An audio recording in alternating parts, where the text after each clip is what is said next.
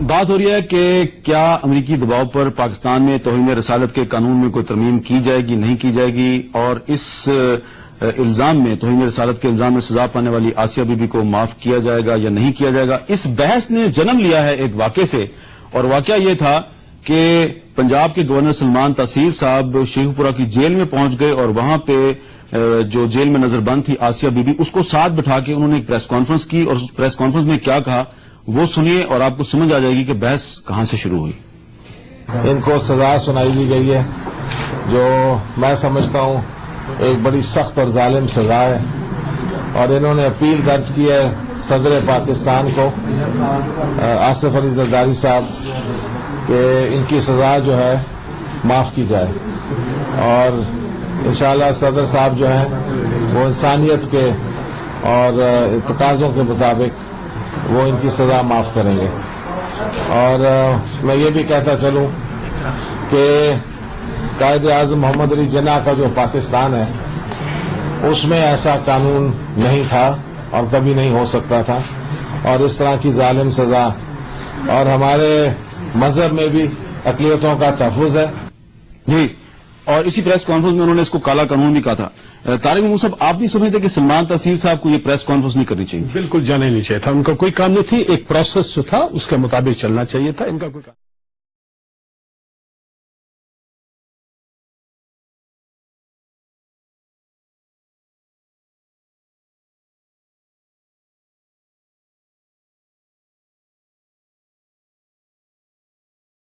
بہت باتیں کر رہے ہیں۔ اگر حضور صلی اللہ علیہ وسلم کے جو بھی ان کی تعلیمات تھی، جو ان کی زندگی کا نمونہ تھا، اگر ہم 1% بھی اس پر عمل کریں تو یہ ملک تو جنت بن جائے۔ صرف ہم جو ہے نا بعض اوقات جو ہے نا جب اس قسم کے ایشو پر تو بہت ہی سینسیٹیو ہو جاتے ہیں، بہت ایموشنل ہو جاتے ہیں، لیکن جہاں تک اس کی تعلیمات ہے نا وہاں پر ادھر ہم انسینسٹیو نہیں،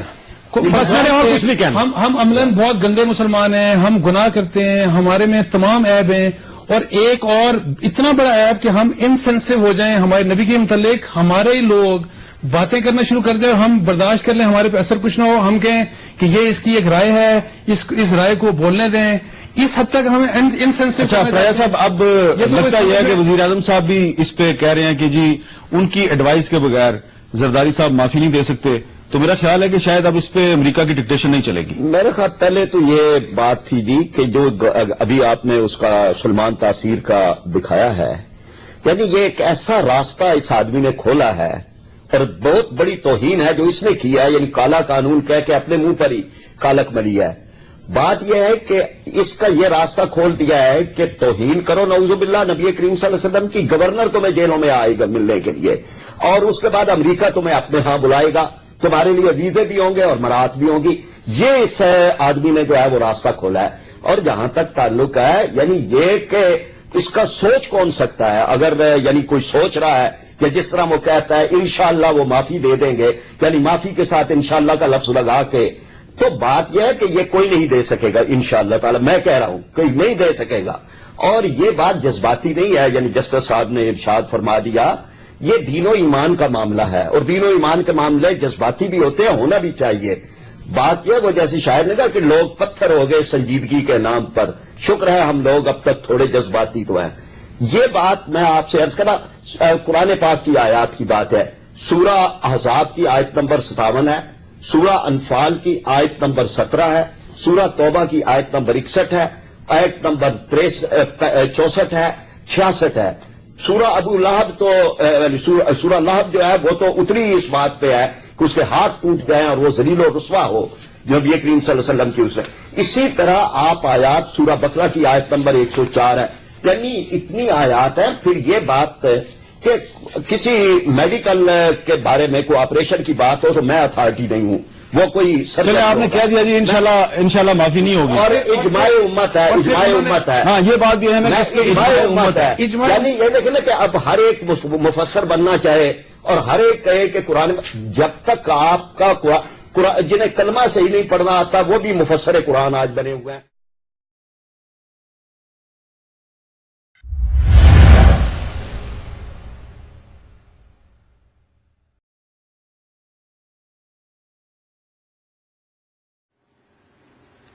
کہ نبی اکرم صلی اللہ علیہ وسلم کی شخصیت کے عظمت کے مختلف پہلو ہیں.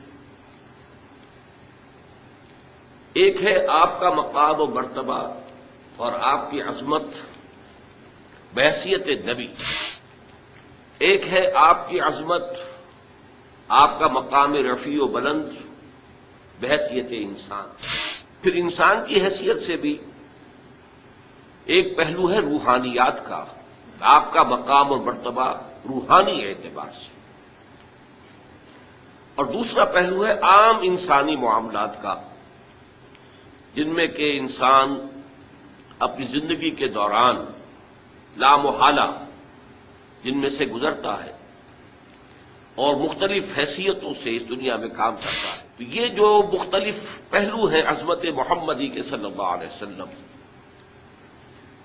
ان میں سے بعض پہلوؤں کے بارے میں یہ بات ہمیں اچھی طرح سمجھ لینی چاہیے کہ اس کی عظمت، آپ کی عظمت کا بیان تو درکنار، اس کا ادراک اور شعور اور فہم بھی ہمارے لیے ناممکنات میں سے ہے.